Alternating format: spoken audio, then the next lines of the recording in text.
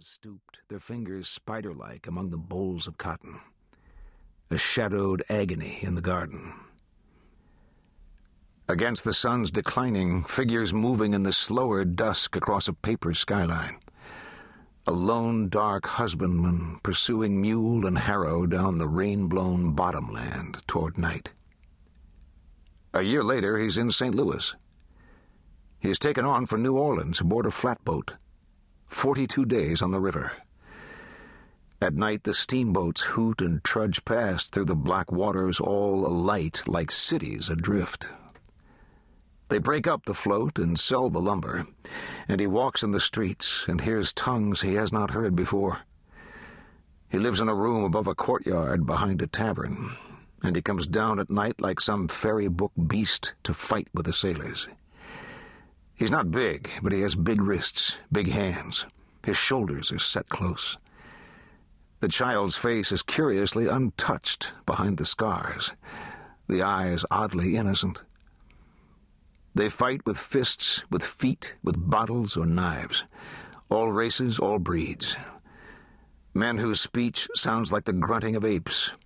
Men from lands so far and queer that standing over them where they lie bleeding in the mud, he feels mankind itself vindicated. On a certain night, a Maltese boatswain shoots him in the back with a small pistol. Swinging to deal with the man, he is shot again, just below the heart. The man flees, and he leans against the bar with the blood running out of his shirt. The others look away. After a while, he sits on the floor. He lies in a cot in the room upstairs for 2 weeks, while the tavern keeper's wife attends him. She brings his meals. She carries out his slops. A hard-looking woman with a wiry body like a man's. By the time he's mended, he has no money to pay her, and he leaves in the night and sleeps on the riverbank until he can find a boat that will take him on. The boat is going to Texas. Only now is the child finally divested of all that he has been. His origins have become remote, as is his destiny, and not again in all the world's turning will there be terrains so wild and barbarous to try whether the stuff of creation may be shaped to man's will, or whether his own heart is not another kind of clay. The passengers are a diffident lot. They cage their eyes, and no man asks another what it is that brings him here. He sleeps on the deck, a pilgrim among others.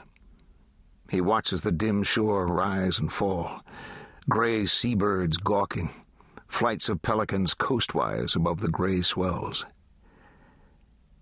They disembark aboard a lighter, settlers with their chattels, all studying the low coastline, the thin bite of sand and scrub pine swimming in the haze.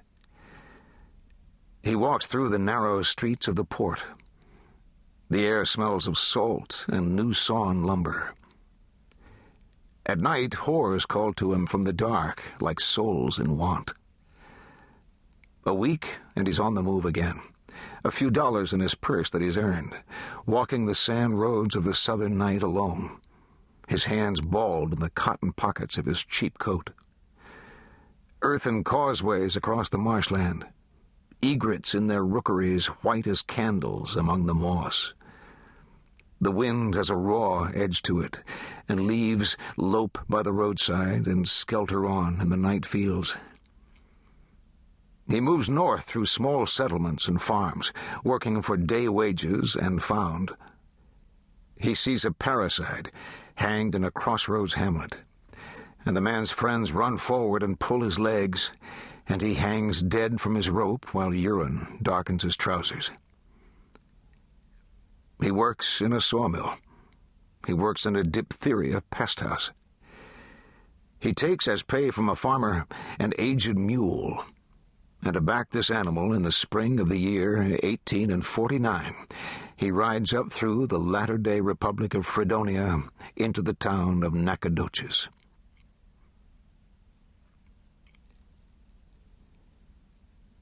The Reverend Green had been playing to a full house daily as long as the rain had been falling, and the rain had been falling for 2 weeks. When the kid ducked in...